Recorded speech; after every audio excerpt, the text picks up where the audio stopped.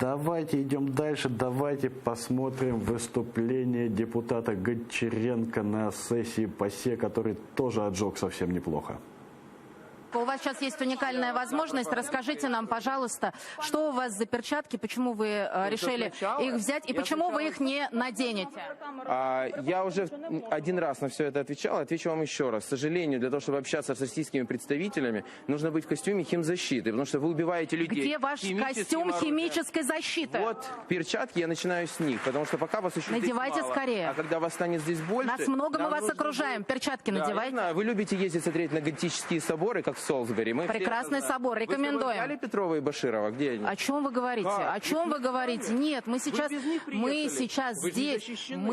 здесь, в парламентской ассамблее, говорят все европейцы, просят вернуть Россию за 11 миллионов. Как же вам быть теперь? Расскажите и перчатки наденьте. Мы к вечеру это увидим. Пока я не увидел, чтобы кто-то из европейцев хотел вернуть Россию. Я вижу европейцев, которые хотят уже наконец-то, чтобы Россия угомонилась, и Путин уже куда-то ушел на покой, потому что он уже достал весь мир своими действиями, потому что он убивает людей на улицах. Совсем недавно вышел рейтинг мировой Соединенным Штатам Америки. Вы должны доверять.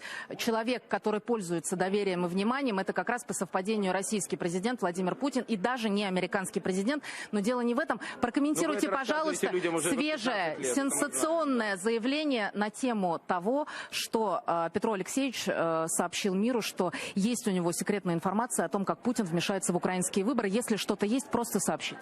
Видимо, ваши телезрители не знают. Если у вас прямое включение, то я им сообщаю, что Россия вмешивалась в выборы в Соединенных Штатах Америки, в Испании, Великобритании. Сейчас ее преследуют за вмешательство в системы в Нидерландах, Швейцарии, Латвии. К сожалению, Россия превратилась в такую страну хулигана, которая, знаете, делает то, что в нормальных обществах не принято делать. И Путин из питерской подворотни, он действительно вот так себя чувствует. Обратите внимание, это официальный представитель украинской делегации бегает здесь в зеленых резиновых перчатках, защищает свою страну. Именно поэтому мы, оказавшись в рекламной паузе, увидели его здесь, рассказывает нам про новичок, про Петрова, Баширова и вот эти вот все кошмарные ужасы, которые сегодня здесь будет представлять абсолютно вся украинская делегация. 70 человек записались в парламентскую ассамблею. А Гончаренко сбежал куда-то, Оль? Что это он выбежал тоже? Рассказать, насколько агрессивная наша великая с вами страна. Передаем вам привет. Быдло и хамство, опять то же самое. Единственное, что Гончаренко, конечно, допустил ошибку, потому что нельзя с ними разговаривать, отвечая на их вопросы. Их вообще слушать не надо. Нужно гнуть только свою линию, да, и говорить только то, что ты хочешь сказать. Тогда это с ними срабатывает. Спорить с ними бесполезно. Говорить с ними о чем-либо бесполезно. Это совершенно не нужно. И вот давайте посмотрим, как сработала вот эта вот тактика гнутия своей линии, когда Скабеева попыталась поговорить со всей украинской делегацией вместе, а в ответ получила, конечно, просто шикарное исполнение гимна Украины на прямом эфире российского телеканала. Это просто великолепнейший троллинг, вот просто браво. Прежде чем мы получим какие-то первые комментарии, хотелось бы сказать, это действительно очень важно. Люди вспотели, глаза налились кровью, и вот эти вот слова, которые они произносили, глядя мне в глаза: смерть врагам, смерть России, смерть тебе, это украинские власти. Слава Украине! Героям слава! Представление здесь спасибо. Это украинские депутаты, друзья, товарищи, обратите, пожалуйста, это вот лицо является Украины, точнее, мы должны с вами понимать, конечно, современные власти. Представители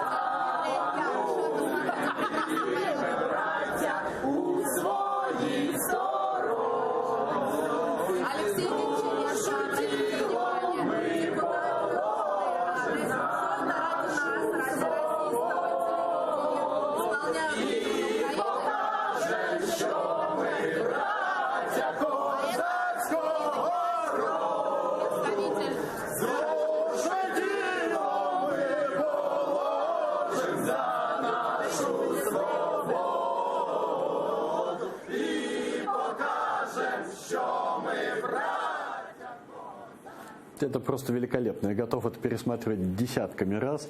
Ролик этот, который выложил депутат Борислав Береза, набрал там какое-то невероятное количество просмотров и репостов. Они умудряются обгадиться везде. Вот они приезжают со своим уставом в чужой монастырь, думают, что у них там точно так же все будут ходить по ниточке, как ходят у них в России, а не срабатывает. Давайте посмотрим еще и сольное выступление самого Березы, по еще один мастер-класс по общению с российской пропагандистикой. Я поздравляю всех сторонников Бориса Немцова, и я верю, что те цели и идеи, ради которых Борис боролся, эти идеи победят. Мне очень жаль, что Кремль убил Бориса Немцова. Мне жаль, что Кремль убил Анну Политковскую. Мне жаль, что Кремль убивает остальных.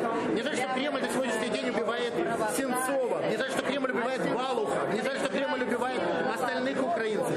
И я скажу честно, до тех пор, пока Кремль будет убивать и дальше украинцев, мы будем воспринимать вас как врагов. Именно Кремль.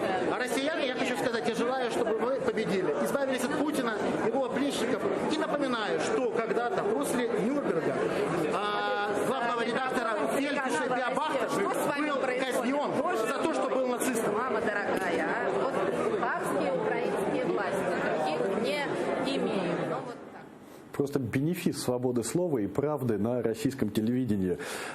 И здесь бандеровцы прорвались в святых, в зомбоящик России и донесли свое слово, и донесли правду, и сказали, назвали вещи своими именами, прямым текстом, чего не было в России уже лет, наверное, 10.